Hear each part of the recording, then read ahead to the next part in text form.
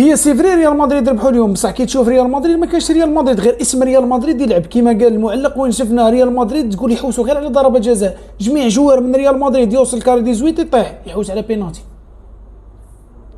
يوصل كاري 18 يطيح يحوس على بينالتي. وين شفنا دياز زوج مرات، كامافينغا، مبابي، بكل كانوا يحوسوا على ضربه جزاء.